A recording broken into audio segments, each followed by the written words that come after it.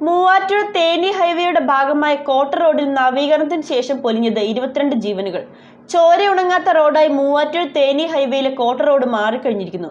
നിരവധി തവണ ജനപ്രതിനിധികളും നാട്ടുകാരും കോട്ട റോഡിന്റെ അപാകതകൾ ചൂണ്ടിക്കാട്ടിയെങ്കിലും ഇതുവരെയും യാതൊരു നടപടിയും അധികൃതർ സ്വീകരിച്ചിട്ടില്ല. ചോരയുണങ്ങാത്ത റോഡായി മൂവാറ്റുപുഴ തേനി ഹൈവേയിലെ കോട്ട റോഡ് മാറുകയാണ്.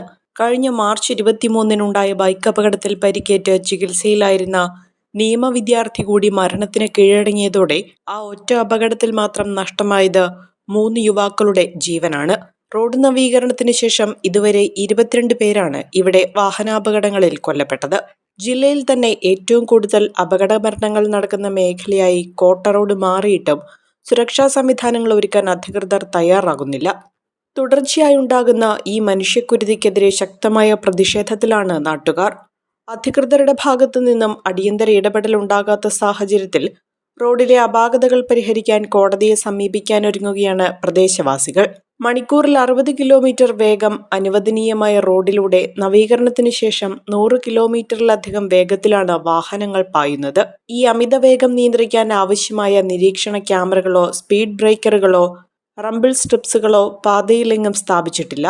മുന്നറിയിപ്പ് ബോർഡുകളുടെ അഭാവവും മോട്ടോർ വാഹന വകുപ്പിന്റെ എൻഫോഴ്സ്മെന്റ് പരിശോധനകൾ കുറഞ്ഞതും സ്ഥിതിഗതികൾ വഷളാക്കുന്നു. കൊടും വളവുകളും എതിരെ വരുന്ന വാഹനങ്ങൾ കാണാൻ കഴിയാത്ത വിധത്തിലുള്ള കുത്തനെയുള്ള കയറ്റങ്ങളും ഈ പാതയിൽ മരണക്കെണിയൊരുക്കുന്നു.